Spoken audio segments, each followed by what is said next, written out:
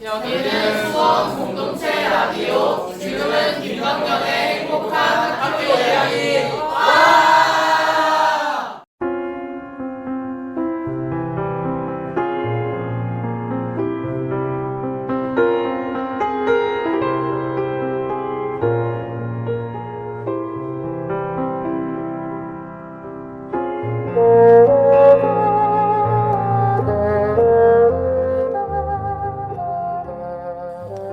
안녕하세요. 행복한 학교 이야기의 행복지기 김동현입니다. 오늘은 특별한 노래 이야기로 시작해 볼까 합니다. Time to say goodbye. 사라 브라이트만과 안드레아 보첼리가 함께 부른 그 명곡 아시죠? 이 노래가 세상에 나오게 된 이야기가 참 영화 같습니다. 지난주 방송 마지막 곡으로 안드레아 보첼리의 곡이 나갔죠. 어느 청취자님께서 Time to say goodbye에 얽힌 이야기를 보내주셨어요. 일단 먼저 듣고 오실까요?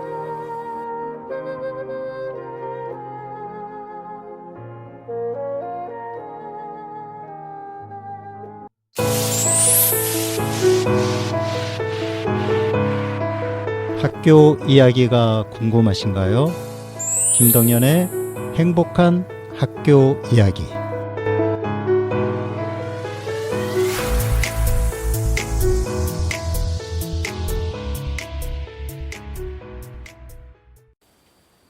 (1996년) 독일의 전설적인 복서 헨리 마스케가 은퇴를 앞두고 있었어요.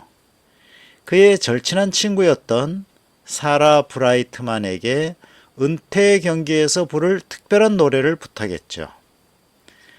사라가 이탈리아를 여행하던 중 카페에서 우연히 라디오를 통해 한 목소리를 듣게 됩니다. 당시만 해도 거의 무명이었던 안드레아 보첼리였어요. 바로 이 목소리야. 그녀는 직감적으로 보첼리를 찾아가 듀엣을 제안합니다. 원곡 콘테 파르티로, 여기에 가사를 더해 탄생한 이 곡은 1996년 11월 마스케의 마지막 링 위에서 울려 퍼졌습니다. 비록 마스케는 판정패했지만 경기 직후 두 사람의 노래는 패배를 감동으로 바꿔놓았죠.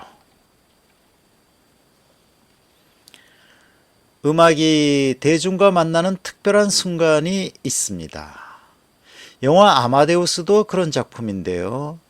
1984년 개봉한 이 영화는 볼프강 아마데우스 모차르트의 천재성과 그를 질투했던 궁정음악가 안토니오 살리에리의 이야기를 그립니다.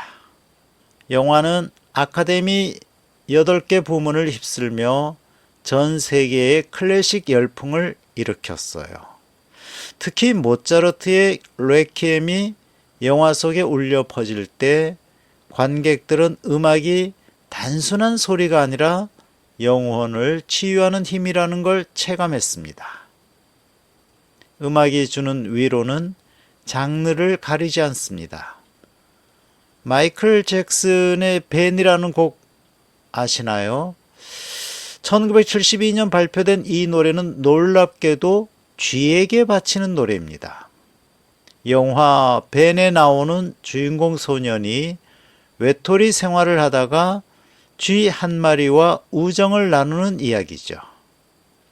벤, The two of us need look no more. 벤, 우리 둘은 더 이상 찾을 필요가 없어. 이 가사처럼 세상에서 가장 외로운 존재들이 서로를 발견하고 위로받는 순간을 담았습니다. 올리비아 뉴턴 존의 뱅크스 오브 디 오하이오도 준비하고 있는데요. 미국 전통 포크송을 리메이크한 이 노래는 사랑과 배신 그리고 후회의 이야기를 담고 있어요. 오늘 준비한 곡들 연속으로 들어보시죠. 지금 여러분은 수원공동체 라디오 김덕년의 행복한 학교 이야기를 듣고 계십니다. 자, 차원 기자님 만날 시간입니다. 차원 기자님 안녕하세요. 네, 안녕하세요. 교보론찬 기자 차원입니다. 반갑습니다. 네. 오늘 소식도 있고 또 개인적인 소식도 있을 것 같은데요. 네, 그렇죠. 그러면 일단 오늘 저희 그 주요 소식은 어떤 소식을 전해 주실 건가요? 예, 어제 또 굉장히 가슴 아픈 기자회견이 있었는데, 경기도죠. 경기도 부천시에서, 2001년생이니까 저보다 어린 건데, 유치원 교사가 죽는 일이 있었습니다. 이 비형 독감, 맞아요. 폐혈성 네네. 축구로 지금 한참 이게 이슈가 되고 있는데, 이게 사립 유치원 교사들이 참 저도 어제 이거 보면서 처음 알았는데 굉장히 처우가 열악하더라고요. 그리고 또 이해할 수 없는 부분이 몸이 그렇게 아픈데도 나가야 그러니까요. 된다라는 것도 좀 그렇고요. 자, 그럼 소식 먼저 전해 예. 주실까요? 그래서 그 상태를 알렸는데, 비형 독감이라는 상태를 알렸는데도 계속 출근을 해야 했던, 그러니까 출근을 안 하게 할 수 있잖아요, 규정상. 그런데도 불구하고 그러지 않았던 현실이 있고, 그렇게 쓰러져서 병원에 중환자실에 입원해 있는데, 사직서를 또 조작해서 올렸다는, 그렇게 해서 문제 없게 처리하려고 했다는 의혹이 지금 또 일어나고 있어요. 그래서 그거에 대해서도 또 유족들이 항의를 하고 있고, 그래서 어제 청와대 앞에서 기자회견이 있어서 제가 다녀왔는데요. 매우 안타까운 상황이더라고요. 그래서 이 당시에 보냈던 카톡들도 다 보고 했는데, 굉장히 안 좋은 상황에서도 출근을 할 수밖에 없었던 상황, 그리고 사립유치원에서 그런 일들이 굉장히 빈번하게 지금도 일어나고 있다라는 것들을 알 수 있었고요. 그래서 전교조에서는 직무상재해 당연히 인정돼야 되겠죠. 경무에 시달리다가 고열과 B형 독감에 걸렸는데도 불구하고 출근을 해야 했고 그러다가 죽은 거니까 당연히 직무상재해가 인정을 해야 되겠고 그다음에 법정 감염병 시 고사의 병가 사용 승인 의무화 해야 된다라는 생각이 어제 보면서 들었습니다. 이게 그냥 원장 재량으로 하게 하니까 이건 뭐 되겠어요. 그래서 그런 것들을 제도적으로 교육부가 이제는 응답해야 될 때가 아닌가. 실효성 있는 대체 인력 체계가 있어야 되겠죠. 그렇게 하려면은 그게 돼야 되겠다 생각이 들었고 또 사립 유치원의 경우에는 지금도 이제 제보 같은 것들 들어오는 걸 보면은 무법지대다 이런 이야기들이 많더라고요. 그래서 공적 책무성을 강화해야 된다. 사립 유치원의 경우에도 뭐 공립 유치원 늘리는 게 더 좋긴 하겠지만 아무튼 그런 것들 하고 또 죽음을 조작한 사람들이 지금 있잖아요. 그래서 그런 것 잠시만요. 죽음을 조작한 사람들에 대해서는 엄중히 처벌을 해야 된다. 이렇게 저도 생각을 했습니다. 그래서 그거를 청와대에 전달을 했어요. 그래서 청와대에 전달을 해서 그거가 요구안을 전달한 거죠. 소통수석한테. 그게 좀 잘 받아들여졌으면 좋겠다. 예, 그렇게 생각을 했습니다. 네, 사람을 서로 존중하고 사람으로서 대한다면 이런 일이 있을 수가 없을 텐데 이런 안타까운 일이 생겼네요. 이번 기회에 하여튼 잘 좀 체계가 좀 잡혔으면 좋겠다라는 생각이 듭니다. 자, 그리고 또 개인적인 소식이 있죠. 이제 조금 오랜 기간 우리 또 청취자님들과 작별을 해야 될 수도 있는 이런 상황인데요.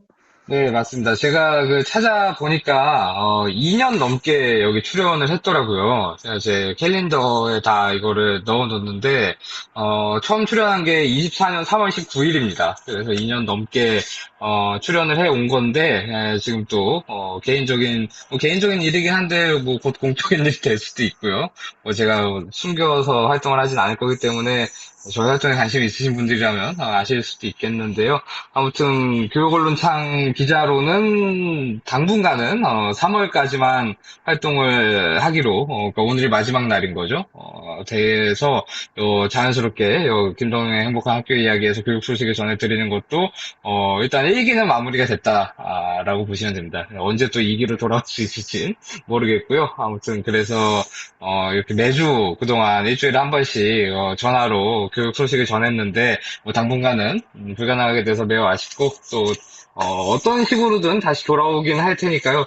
다시 만날 수 있는 날 기다리도록 하겠습니다. 어떤 식으로든 다시 돌아오신다. 그 네. 말을 기대하고, 우리가 계속해서, 우리 차 기자님을 위해서 기도하겠습니다. 네, 자, 고맙습니다. 오늘 그럼 음악은 또 어떤 음악인가요? 네, 제임스 브런트의 2005년생이 아니고 2005년에 만든 곡입니다. Goodbye My Lover라는 곡이고요. 굉장히 가사도 슬프고, 멜로디도 슬픈데, 뭐 어쨌든 굿바이를 하게 됐으니까, 이 노래를, 선곡을 해봤고요. 또 돌아오는 날은 신나는 노래 선곡으로 다시 돌아오도록 하겠습니다. 네, 하시는 일, 잘 이루시길 바라고요. 네, 앞으로도 우리, 김동연의 행복한 학교 이야기 잊지 마시고요. 당연합니다. 또 다시 만나겠습니다. 네, 네, 고맙습니다. 수고하셨습니다. 네. 자, 성현지 간사님 나와 계시죠? 아, 안녕하세요. 네, 안녕하세요. 경기도 지속가능발전협의회 성현지 간사입니다. 네, 봄이 부쩍 가까이 왔죠?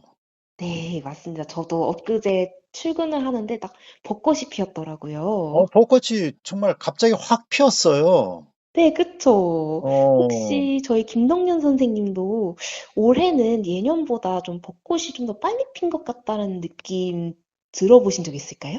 빨리 핀 것도 빨리 핀 것 같은데, 저는, 어, 한꺼번에 확 피었다는 느낌?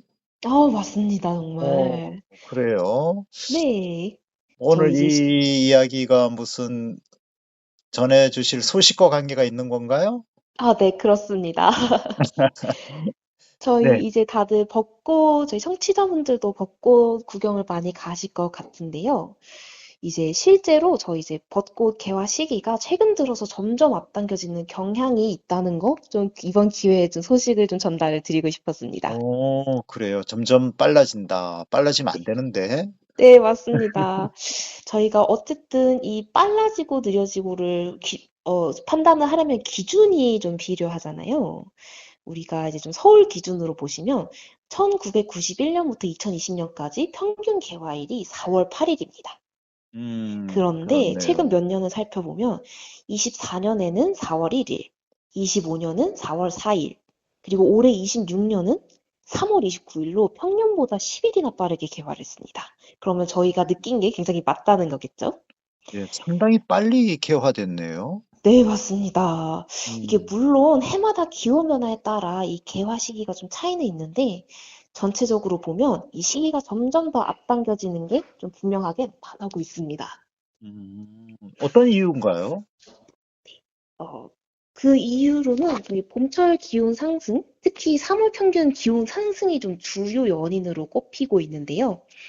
저 이제 1912년부터 기상청이 장기 관측한 자료에 따르면 한반도 전체의 영평균 기온이 약 1.6도에서 1.8도씩 상승했습니다. 그 중에서도 3월처럼 특히 봄철에 월별 상승폭이 굉장히 큰데요. 2026년도 이제 기상청이 봄철 전망을 했을 때 3월 평균 기온이 평년보다 높을 확률이 50% 정도, 비슷할 확률이 40%로 예측을 했는데요. 근데 저희 이제 실제 서울 벚꽃이 3월 29일로 평년보다 10일이나 빨리 개화한 거 보면은 봄이 빨리 왔구나 하고 좀 느낄 수 있을 것 같습니다. 이제 벚꽃은 단순한 이제 봄이라는 계절의 상징을 넘어서 기후변화를 보여주는 하나의 지표라고도 볼 수 있는데요. 우리가 일상에서 느끼는 작은 변화들이 사실은 기후위기와 연결되어 있다는 점을 한 번쯤 생각해 보면 좋을 것 같습니다. 저 이제 또 지속가능 발전 목표 이야기를 안 할 수가 없겠죠. SDG에서도 목표 13번 기후변화 대응에서 이러한 기후변화 문제를 아주 중요하게 다루고 있습니다. 이 13번의 목표가 기후변화에 대응을 하고 지속가능한 사회로 나아가기 위한 노력을 강조하고 있는데요. 이 벚꽃이 빨리 피는 현상이 단순히 봄이 빨리 왔구나 하는 반가운 소식으로만 끝나는 게 아니라 우리가 살아가는 환경이 어떻게 변하고 있는지를 보여주는 신호일 수도 있을 것 같습니다. 그래서 우리가 이 일상생활에서 이러한 작은 변화들을 인식을 하고 작은 실천을 이어가는 게 굉장히 중요하다고 생각이 들고요. 청취자분들도 올해 벚꽃을 보시면서 예쁘다라는 생각과 함께 근데 올해는 왜 이렇게 빨리 피었지? 이런 생각을 한 번쯤 떠올려 보시면 좋을 것 같습니다. 오늘도 하여튼, 벚꽃 피어서 예쁘다라고만 생각하고 있었는데, 이렇게 또 기후 위기를, 각성하게 해 주셔서, 이젠 또 벚꽃 보면서, 기후 위기야. 이렇게 또 해야겠네요. 하지만 또 이렇게 짧아서 더 아쉽고 반가운 봄철이기 때문에 너무 즐겁게 이렇게 즐기시길 바라시겠고요. 네, 이상으로 경기지석협 성현지 간사였습니다. 카밀 아라고네스의 비아 돌로로사, 케이시 머스그레이브스의 레인보우 보내드립니다.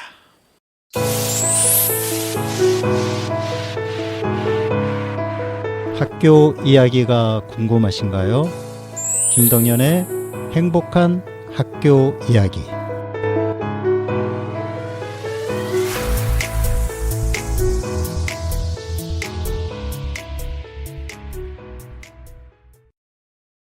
영화 이야기 합니다. 아마데우스. 다들 아시죠? 1984년 개봉한 이 영화는 아카데미 8개 부문을 휩쓸며 전 세계를 놀라게 했습니다. 그런데 이 영화의 진짜 주인공은 모차르트가 아니라 안토니오 살리에리라는 거 알고 계셨나요?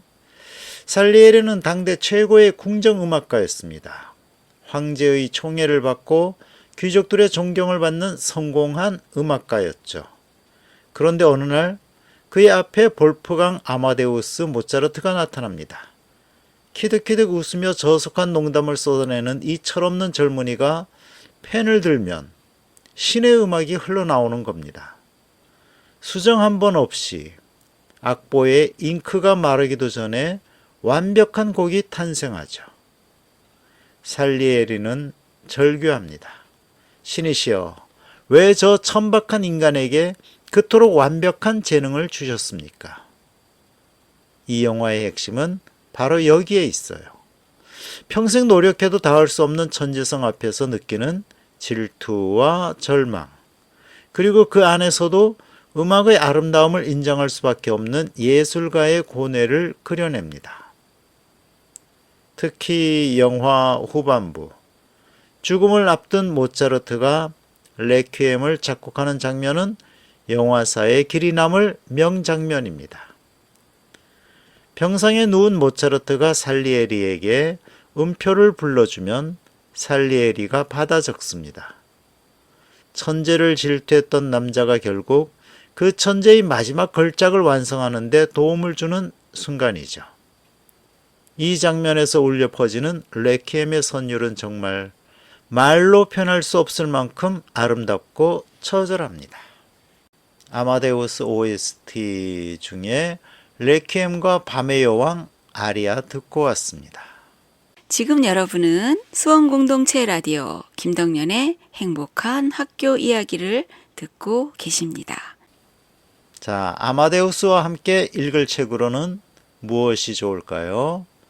화가 폴 고갱을 소재로 한 소설 서머싯 몬의 달과 6펜스를 소개하려고 합니다.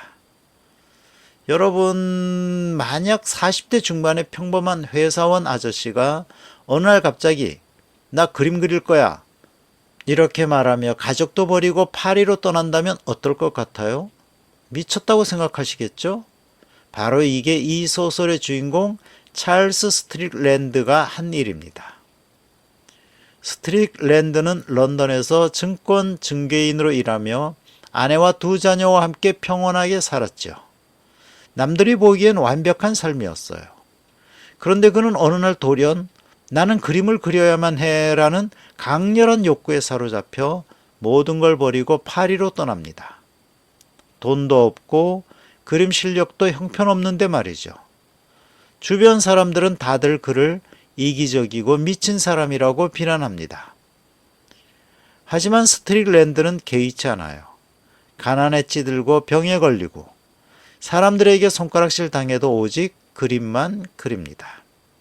결국 그는 타히티 섬으로 건너가 그곳에서 자신만의 독특한 화풍을 완성하죠. 죽기 직전 눈이 멀어가면서도 오두막 벽 전체에 걸작을 그려냅니다. 그리고 죽은 뒤 그 집은 불타버렸고 그의 마지막 걸작은 영영 사라져 버렸어요. 여러분이 만약 안정적인 삶과 꿈 중에서 선택해야 한다면 이 소설은 어느 쪽이 정답이라고 말하지 않아요. 다만 우리에게 질문을 던집니다. 진짜 원하는 게 뭔지, 그걸 위해 무엇을 포기할 수 있는지 말이죠. 읽고 나면 분명 나는 뭘 하고 싶은 걸까라는 질문을 스스로에게 하게 될 거예요. 그게 바로 이 책이 주는 가장 큰 선물입니다.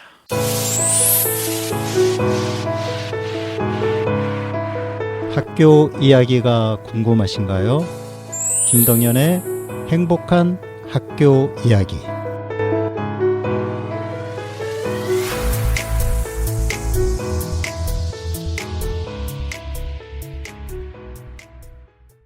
마지막으로 캐롤 키드의 세븐 데퍼딜스를 보내드립니다.